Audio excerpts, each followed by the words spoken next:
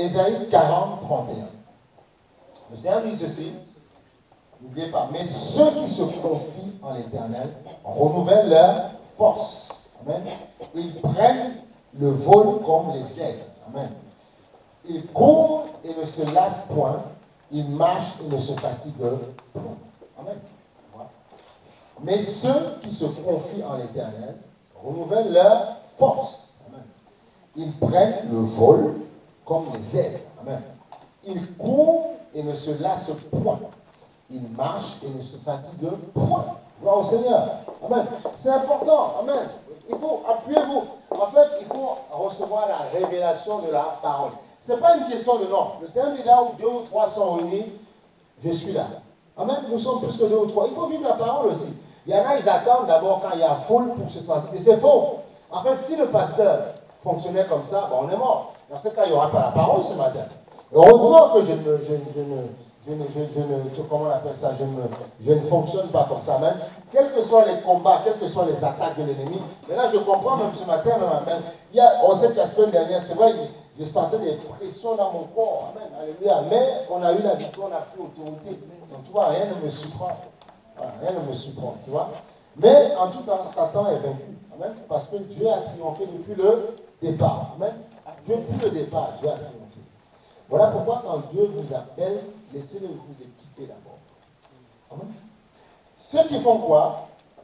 Mais ceux qui se confient en l'Éternel renouvellent leur force. Ils renouvellent leur force. C'est-à-dire que la force pour aujourd'hui, pour demain, elle est renouvelée en permanence. Ceux qui s'appuient, qui se confient, hein, pas qui disent que Dieu existe, non, qui se confient en l'Éternel, renouvellent leur force. Amen. Ils renouvellent leur force. On a besoin d'être renouvelés. Regarde ceux qui vont dans les salles de sport. Ils ne se disent pas, j'ai fini. Ils continuent à y aller, ils continuent à exercer les muscles. Parce qu'ils veulent gonfler. Ils veulent se muscler, se structurer, se renforcer. C'est pour ça que le chrétien doit comprendre ça. Confie-toi en l'Éternel. Comme dans le monde, ils se confient à la salle de sport. Ils ne jugent que par la salle de sport. Je connais des gens qui leur parlent du Seigneur. Ils se disent, ouais, mais Albert, tout à l'heure, je vais aller à la salle et tout ça. Parce qu'ils ne jurent que par ça. Oui, mais c'est eux parce qu'ils ne connaissent pas encore Dieu. Amen. Voilà. Qui se confient en l'Éternel, renouvellent leur force. Amen. Ils prennent le vol comme les aigles. Alléluia. C'est bon quand même. Ils courent et ne se lassent point. Amen. Ils ne se lassent point. Ils ne se fatiguent point. Ils n'en ont pas marre. Si tu en as marre, c'est que tu ne t'appuies pas totalement sur l'Éternel. Je vous assure. Je vous assure. Amen. Ils ne se lassent point, ils marchent, tu vois, ils marchent. Quand on marche, quand même, on fait un effort. En physique, ils appellent ça l'énergie cinétique. On se dépense quand même. On se dépense. Oui, tu vois. Et ils ne se fatiguent point. Tu te rends compte? Tu marches, on aurait pu dire que tu as te fatigues, tu ne te fatigues point. Alléluia. C'est pour ça que de dimanche en dimanche, il ne faut pas vous appeler. Moi, je m'appuie. Il faut que vous sachiez. Les gens ne s'appuient pas. Ils viennent un dimanche. Pour le dimanche, c'est, je ne sais pas, c'est un jour où il faisait bon vivre. Mais tu n'as pas puisé sur la parole. Tu n'as pas puisé sur l'onction que tu as reçue. Moi, dimanche dernier, j'ai reçu une grande puissance, une onction. Quand Dieu déverse son onction comme ça, puisse, capitalise dedans.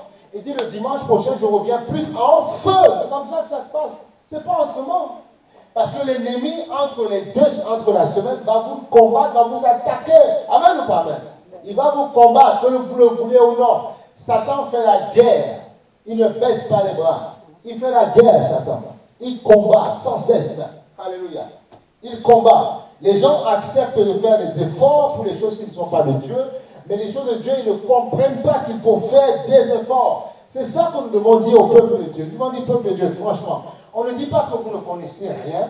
On dit simplement que ce que vous connaissez, vous devez l'améliorer et progresser. C'est ça. Et pour progresser, qu'est-ce qu'on doit faire? On doit t'enseigner. Qu'est-ce que ça veut dire? On doit t'enseigner.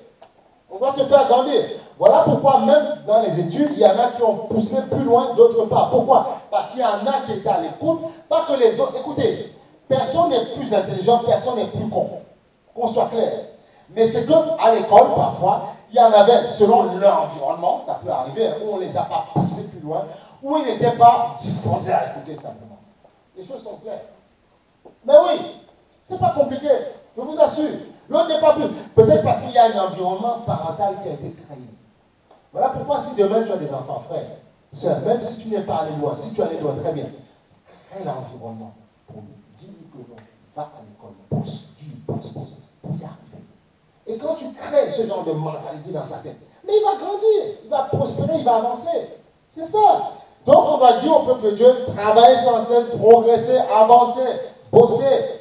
Ne vous arrêtez pas sur le fait que Jésus est bon, alléluia, alléluia. Non, il faut aller plus loin. Et comment on va plus loin? Par la connaissance. On accepte d'être enseigné. Il n'y a pas de mystère. On accepte de grandir. On accepte d'être enseigné, propulsé. On accepte ça. Je vous assure, c'est pour ça qu'il y a certaines personnes, ne les jalousent pas. Ils sont là où ils sont parce qu'ils ont bossé. C'est ça. Même ceux qui font des bêtises, qu'on appelle trafiquants de drogue, il ne faut pas le faire, c'est pas bon. Mais les gars, ils mettent des plans en action. Ils sont dans le mal. Mais regarde comment ils imaginent les choses. Comment faire exploser un fourgon blindé. Mais ils travaillent dans leur tête pour y arriver. Ils sont dans le mal. C'est le diable qui les pousse à faire ça. Mais il y a de l'innovation. Il y a de la recherche, frère. Vous comprenez? Il y a de la recherche. C'est la même chose dans les choses du Seigneur. Il faut faire des recherches. Il faut prier, il faut crier à Dieu. Il faut accepter qu'on entraîne ton cerveau, qu'on t'enseigne. Parce que les choses, n'oubliez pas, quand nous étions dans le monde, Dieu nous a tirés du monde, nous avions une façon de penser. Nous avons des choses que le diable avait mis dans notre tête, que le système nous avait donné, on avait été formatés par ça. Amen. Comment on appelle ça? Nos familles nous avaient formatés d'une manière. Comme ils pouvaient. Aujourd'hui, tu arrives en Christ. La Bible dit toutes choses sont devenues nouvelles. Ça veut dire quoi? C'est un point de départ. Mais ça ne veut pas dire parce que tu as lu, parce qu'on t'a prêché ça, ça y est, tu es nouveau. C'est faux. La preuve, il y a des choses anciennes qui remontent dans le cœur des gens. La preuve, des gens ne persévèrent pas. Ça veut dire quoi? Ils gardent parfois l'attitude qu'ils avaient avant dans le monde. Il y en a plein, partout dans les églises. Pourquoi? Ça veut dire qu'ils ne comprennent. Ils ont cru, ils ont lu Romains, livre de Romains. Les choses anciennes sont passées. Toutes choses sont devenues nouvelles. Non! Oui, mais c'est un point de départ pour commencer à bâtir. Comprends-le comme ça. Amen. Et là, tu prends l'île. C'est pas parce que c'est écrit toutes choses sont devenues nouvelles que c'est faux, que tu es nouveau, c'est pas vrai. La preuve, parfois, il y a des choses, mais soyons honnêtes, des choses qui reviennent dans le cœur des gens. Tu étais nerveux, la nervosité revient. Tu étais colérique, ça revient. Ça veut dire quoi? Les choses anciennes ne sont pas encore passées. Pourquoi? Parce que tu as lu un verset, mais tu n'as pas compris qu'il fallait grandir dans la connaissance. Les choses anciennes sont passées. Dieu te dit, elles sont passées. Et les choses anciennes, et il faut aller de nouveau. Même dans le monde, il y en a qui prennent cet adage-là, mais ils le tournent autrement. En disant, ne te laisse pas dominer par ton passé, mais sois maître de ton futur. Ça veut dire quoi? Les choses qui t'ont bousillé dans le passé. Oublie ça. Ne te laisse pas dominer par ça, c'est fini. Mais tu dois te débrouiller pour le comprendre, ça. Et la Bible dit plus loin, sois maître de ton futur. Maintenant, décide. C'est pour ça que le Seigneur nous a donné le Saint-Esprit, afin de décider avec le Saint-Esprit. Tu as l'autorité de frère bien-aimé. Parfois, écoutez quand le pasteur vous parle, il faut puiser. Vous avez l'autorité pour faire asseoir, pour faire écraser les dominations. Mais comprends qu'en toi, il y a la chair, il y a ton âme, que le diable a combattu dans le monde. Il a brisé dans le monde, il a détruit. Pour beaucoup, il y a besoin de ce qu'on appelle d'être restauré au niveau de l'âme. Dis-moi restauration de l'âme. Restauration de l'âme. Ton âme doit être restaurée. Il n'y a pas de choix. Parce qu'elle a été bousillée. Il y a eu des codes, des systèmes de pensée qui ont été mis par le diable dans ta tête. Et il doit être restauré, refaçonné. Amen. C'est ça le problème. Et c'est là où on peut triompher de nouveau. C'est là où on peut avoir la victoire. Bien aimé, je vous assure. On peut avoir la victoire. Comme ça, quand tu es avec ta famille, tu es bien, tu es heureux. Mais il ne faut pas, on a le droit d'être avec sa famille, manger des brochettes, tout ça, ce n'est pas interdit. Mais seulement quand tu y vas avec la connaissance de Dieu. Et tu y vas pour changer leur cœur, parce que tu reçois, parce que tu as enseigné. Mais ce n'est pas eux qui doivent avoir le pouvoir sur toi. S'ils dominent sur toi, s'ils ont le pouvoir pour toi, tu n'es pas encore en Christ. Tu peux dire ce que tu veux. En fait, on est en crise, pas en Christ. Je vous assure. Non. Je dois être heureux avec ma famille. Mais je dois leur faire comprendre que quelqu'un d'autre habite en moi maintenant. Ce n'est plus moi qui vis, c'est Christ qui vit en moi. Mais comment par les œuvres, c'est ça. Mais pour ça, je dois laisser Dieu me façonner. Ah oui, je dois laisser Dieu me renouveler. C'est pour ça que le passage dit, ceux qui se confient en l'Éternel renouvellent leur force. Ils prennent le vol comme les aigles, ils courent et ne se lassent point. Ils marchent et ne se fatiguent point. Amen. Ils marchent, mais ils ne sont pas fatigués. Ils viennent à l'église, ils cherchent Dieu. Parfois, le diable pense qu'il va t'avoir à l'épuisement. Oui, parfois. Même les gens qui sont contre toi, n'oubliez pas ça. Même parfois, les mêmes membres de votre famille, qu'est-ce que vous croyez? Ils croient en Jésus, son Jésus, là, il va voir. Avec le temps, il va abandonner. Ce n'est pas vrai, je n'abandonne rien. C'est vous qui allez abandonner. C'est vous qui allez partir avant moi. Je ne peux pas abandonner parce que je suis reconnaissant de ce qu'il a fait pour moi. Je ne peux pas abandonner jamais de la vie. Quoi, les hommes, ce n'est pas un homme qui va me faire abandonner jamais de la vie. Ce n'est pas une femme, jamais. C'est faux, terminé. En 2 secondes, je te dis comme une dame là, je crois qu'elle est ivoirienne du Canada, elle dit, Carré, je ne te calcule pas. Non, tu ne peux pas, c'est impossible. Tu ne peux pas. C'est toi qui craqueras avant. Tu ne peux pas. Et tous ceux qui s'accrochent à Dieu pensent comme ça. Et on doit être comme ça. Et c'est parce que Dieu parfois nous éprouve un temps. Tu ne sais pas quand, jusqu'à quand. Tu ne peux pas baisser les bras. C'est pour ça qu'on a dit la semaine dernière, pour que ce soit bien compris. On a dit Dieu fait grâce à qui il veut, quand il veut. Amen. C'est ce qu'on a dit la semaine dernière. Mais tu dois être prêt. Parce que comme il fait grâce à qui il veut, mais tu dois être prêt. Tu dois sans cesse t'accrocher sur Dieu. Il fait grâce à qui il veut. Mais dans le qui il veut, il choisit ses enfants. C'est ça que les gens ne comprennent pas. Je fais grâce à qui je veux, j'aurai compassion de qui je veux. Amen. Voilà. Même si parfois tu as l'impression que ceux qui ne réussissent pas, oui, ils ont un peu de bénédiction. Parce que Dieu dit dans la parole aussi qu'il fait grâce au bon comme au, il fait couler, il fait pleuvoir sa bénédiction au bon comme au mauvais. Mais attention, pour que les gens vivent. Attends, moi quand je ne connaissais pas Jésus, j'étais mauvais. J'étais mauvais, j'étais dans le péché. Il a quand même, je ne suis pas mort avant, donc sa grâce a coulé. Je travaillais sans le connaître. Amen. Il y a beaucoup de personnes qui vont te dire, oui, mais je ne viens pas à l'église, mais j'ai un travail. Oui, mais c'est mon Dieu qui... Chrétiens, vous devez comprendre ça. Ceux qui sont heureux dans ce monde, ils font un semblant d'être heureux, c'est parce que c'est votre Dieu qui les... Vous devez vous convaincre de ça. C'est votre Dieu qui les rend heureux. Personne d'autre. C'est votre Dieu qui les rend heureux. C'est votre Dieu qui les rend heureux. C'est tout ce qu'il faut comprendre. C'est votre Dieu qui les rend heureux. Tant que tu n'as pas compris ça, tant que tu penses que c'est par leur propre force, tu n'y arriveras pas. Parce que dans ceux qui ne croient pas en Dieu, Dieu sait qu'il y en a certains qui vont venir à Christ. Tu n'es pas en Christ. Tu es venu à Christ, on t'a pas tué, tu vivais tout, dans tout et n'importe quoi. Dieu t'a appelé à lui, amen ou pas amen? Amen. Même si tu es né dans une famille chrétienne, il a fallu que ton père et ta mère soient en Christ. Amen ou pas amen? Alléluia. Alléluia. Amen ou pas amen? Il a fallu qu'ils soient en Christ. Donc, que ce soit toi, que ce soit ton père, ta mère, il a fallu qu'ils soient en Christ. Gloire au Seigneur. Oh. Donne-moi gloire. Gloire au Seigneur.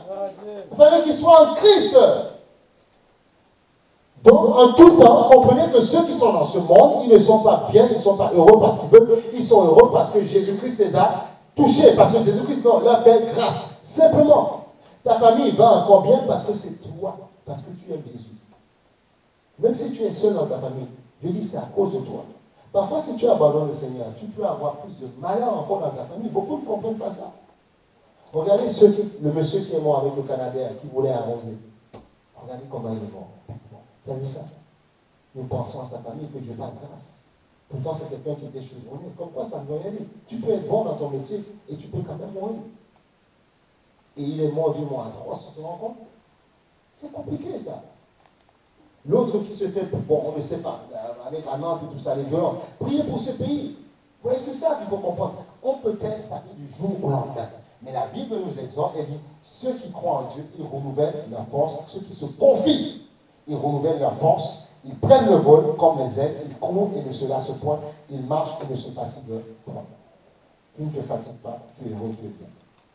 En tout cas, sache que, parce que tu es venu ce matin pour donner gloire à Dieu, la bénédiction que tu vas prendre, vous ne vous rendez pas compte. Dieu va te faire grâce, Dieu va te garder. Parfois même, ça se trouve, même des gens peuvent venir attaquer ta maison, mais ils ne vont pas tout te monter dans ta maison. Pourquoi? Parce que justement, tu donnes gloire à Dieu. Les anges de Dieu vont calmer ces personnes-là. Vous ne comprenez pas. Dieu nous protège parce que nous l'aimons. Donc ne t'occupe pas des gens. Que ton zèle, qu'à partir d'aujourd'hui, que ton zèle ne vienne pas des autres. Que ton zèle vienne du zèle que Dieu te donne en tout temps. Alléluia. C'est ça. Que ton zèle vienne du zèle que Dieu te donne. C'est ça. Alléluia. Béni soit le nom du Seigneur. Alléluia. Dieu est bon, Dieu est magnifique. Du zèle qui te donne. Ils renouvellent leur force. Ils prennent leur vol comme l'aigle. Ils courent et ne lassent point et marchent sans se fatiguer. Mais cette parole-là, vous savez, quand vous entendez l'évangile comme ça, tu vas dire, je reçois. Et quand tu reçois la parole, prend vie en toi. C'est le Saint-Esprit qui rend la vie à cette parole. Voilà pourquoi il y a aussi, tu dois dire Amen. Quand tu entends Amen, ça veut dire, je suis d'accord, j'acquiesce, je reçois. Tu dis Amen, je reçois. Et ça déclenche quelque chose en toi. Parce que la Bible dit que Dieu a créé tout par sa parole.